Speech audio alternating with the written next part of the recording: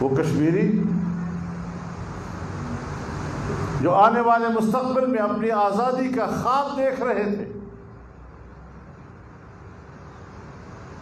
آج ان کے آزادی کے خواب چکناچور ہو گئے۔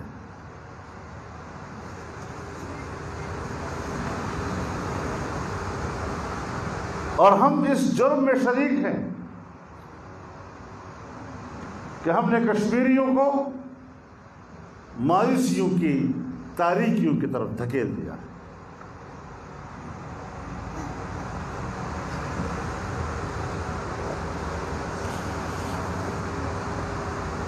تو ایسی صورتحال میں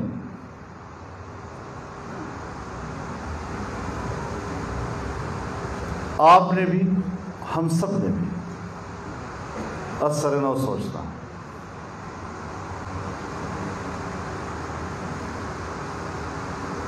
آج ہم ایک نیا موضوع اٹھا رہے ہیں،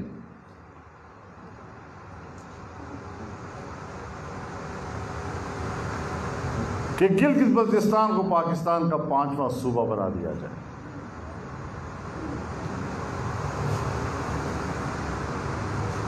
بظاہر تو بڑی خوبصورت بات ہے، پاکستان کو ایک اور صوبہ مل جائے گا،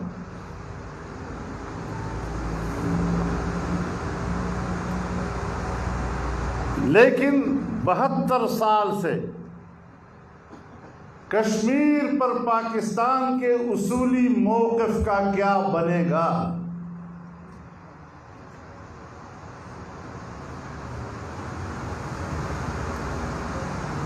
لداخ ہو، جموں ہو، وادی کشمیر ہو، گلگت ہو، بلتستان ہو،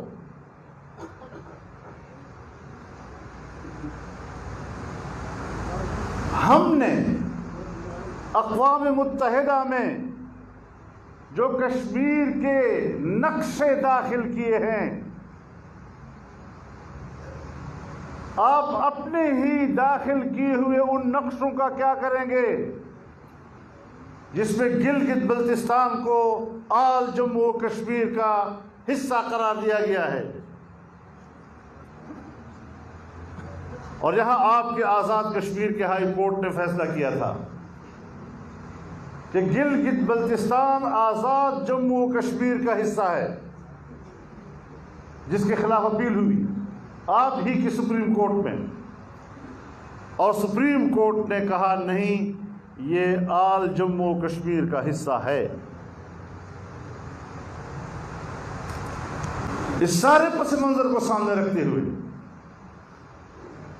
اگر ہم اس طرح کی کوئی قدم اٹھانے کو جا رہے ہیں تو پھر ہندوستان اور پاکستان کے موقف میں فرق کیا ہوگا؟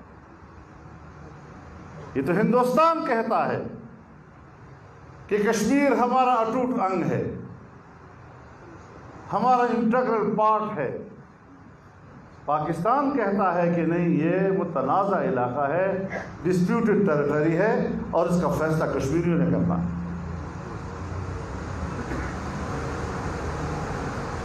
سو ہمیں بتایا جائے کہ ہم کہاں کھڑے ہیں،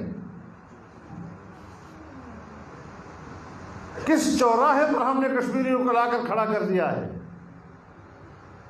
70 سال ہم نے ان کے خون پہ سیاست کی، 70 سال ہم نے ان کے ماؤں، بہنوں اور بیٹیوں کی عصمتوں پہ سیاست کی، 70 سال تک ہم نے ان کے چہروں سے ٹپکتا ہوا خون دنیا کو دکھایا اور کہا کہ ہم اس کشمیری کے لیے لڑ رہے ہیں۔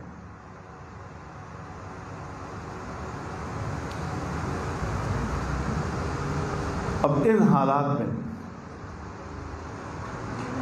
حقائق بیان کرنا بھی جرم ہے۔